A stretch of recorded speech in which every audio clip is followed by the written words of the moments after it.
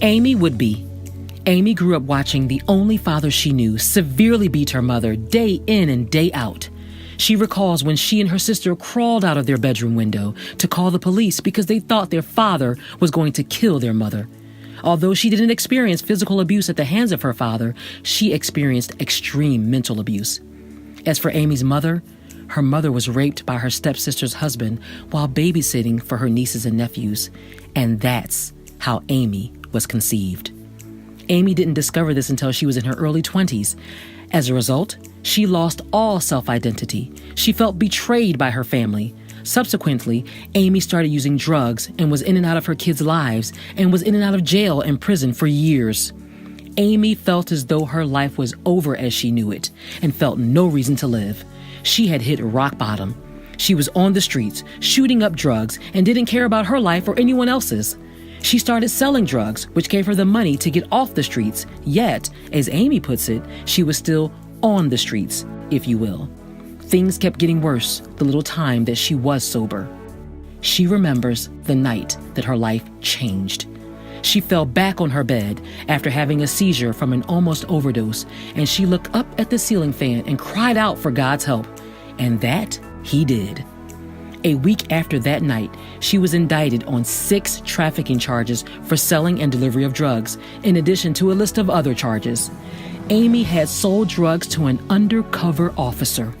While most people won't consider this as a blessing, Amy did. While sitting in her jail cell, she turned her life over to Christ and never looked back. Amy spent the next 6.5 years in pursuit of trying to heal from all the guilt she had and in trying to rebuild the broken relationship with her children that she had caused. She had a difficult road ahead. With much hard work and dedication, she was able to move forward. Amy stayed in the Word of God and kept God at the center of her life. Amy shared that the Lord healed her of the brokenness with her kids and with herself. Today, Amy is 9 years clean and has been out of prison for 2.5 years. For the first year of her release, Amy stayed at home, directed by Changed Choices, which is a nonprofit organization that assists incarcerated and formerly incarcerated women. She has been on her own for the past 1.5 years. She has her own home, 2 cars, and is a general manager making a salary that a convicted felon could only dream of. Amy is engaged to get married, and the relationship with her kids has not only been rebuilt, but they are best friends. Amy has a 4.0 grade point average as a substance abuse technician and is a North Carolina certified peer support specialist. Amy absolutely loves her life now, and she has no regrets about her past because it made her the woman that she is today. She owes it all to God.